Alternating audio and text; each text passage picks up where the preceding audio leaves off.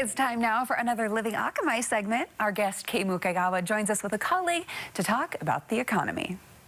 The stock market, mortgage interest rates, and inflation are all hot topics that worry some of us.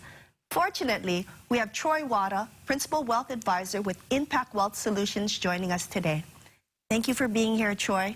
So what is your take on the current economic situation? What's going on right now? Well, Kay, a lot has changed since we last met and talked about the market. But there are some things that have not. Inflation is still around, no matter how much we've raised interest rates. We still believe that we are currently not in a recession at this very minute. However, we are even more certain that a recession is coming. But in light of how the Feds have handled the controlling of inflation and their aggressiveness in increasing interest rates, we feel the stock market will remain challenged until we hit that recession. So what advice would you give people out there who are wondering what to do with their investments? I know I worry. And when you hear the word recession, doesn't it mean the stock market could go down even further? Well, Kay, you're absolutely correct. Although no one has a crystal ball, it's very likely that the stock market will get worse before it gets better. But believe it or not, investment success does not begin with your investment portfolio. Even the perfect investment strategy will fail if its owner keeps making changes to it. The main message is this: investor behavior and emotions can be the most impactful factor to your bottom line. This chart does a great job illustrating why emotions can be costly. When the market is up, everyone wants to invest. But when the market goes down, we want to limit our losses.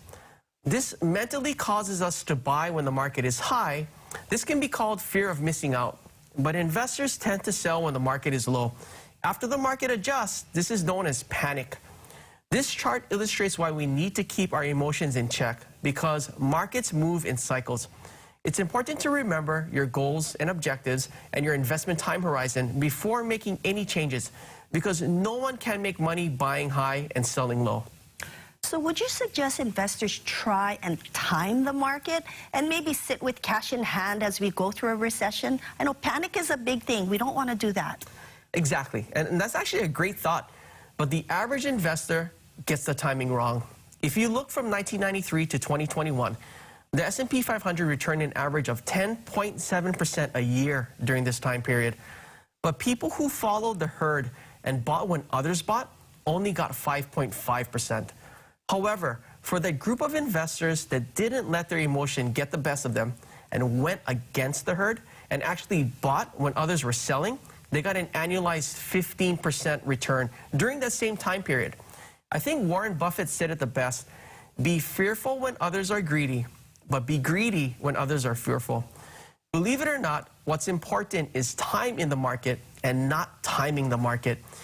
If you invested $100,000 in the S&P 500 index from 2001 to 2020, missing the 5 best days during these 20 years would have cost your portfolio more than $100,000, nearly 1/3 of the potential value, just by missing those 5 days.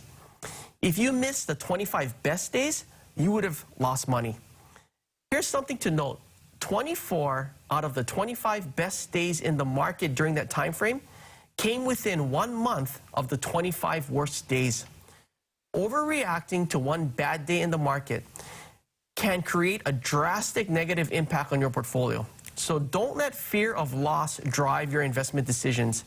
No one can predict when the best days will be, so staying invested is often the best strategy. History has shown us that there is no magic bullets. Investments involve risk, and as human beings, it's difficult to manage our emotions when the market is up or when it's down. Not to keep promoting Warren Buffett, but he is seen as one of the most successful investors in our time. And I like his approach. We don't have to be smarter than the rest, but we have to be more disciplined than the rest. So do you have any other words of wisdom you can provide as we enter this period of extreme uncertainty, especially with the stock market? Well, here's some tips for our investors out there. Number one, work with a financial professional, and one that will take the time to understand your goals and, more importantly, your emotions regarding investing. An investor's worst enemy is not the market. It's likely to be himself and his emotions. We can't control the future, only ourselves and how prepared we are to face it. Thank you to Troy Wada with Impact Wealth Solutions for enlightening us and providing some guidance during this challenging time. If you have any questions or would like to attend one of our upcoming seminars, give us a call at 808-725-2000. Let Engel Invokers Honolulu simplify your life. Always great information and more information. Thank you, Troy. Thank you, Kay, for joining us here. Yeah, and I think that's something that everyone nowadays, it's top of mind, and it kind of has been for a while. People talking about the economy, recession, potential for a recession to come. And I think it's always top of mind, like they were saying, because it's constantly changing. Yeah, Especially and here. inflation continuing to go up, up, up, up.